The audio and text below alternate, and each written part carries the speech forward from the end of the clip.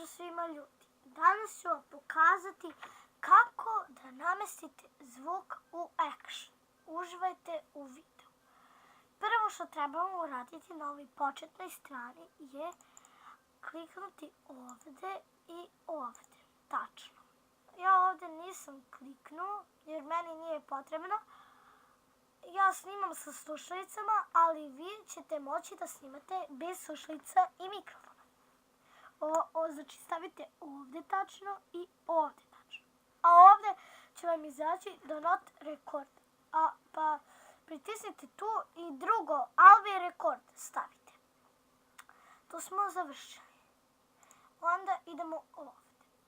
Ovdje isto stavite ovo tačno i ovo drugo. Evo, ovo će vam izaći tamo na prvoj.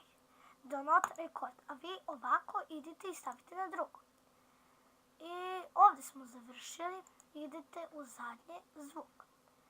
Stavite ovo. Mikrofon USB 2.0 kamera. Ovdje stavite speaker C- media PC i audio device. Ovdje stavite najbolje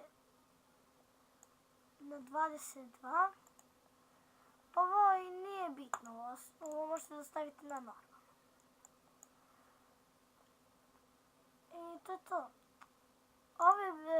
To je to što se tiče ove epizode. Hvala vam što ste gledali ovaj video. Vidimo se vrlo uskoro. Ćao!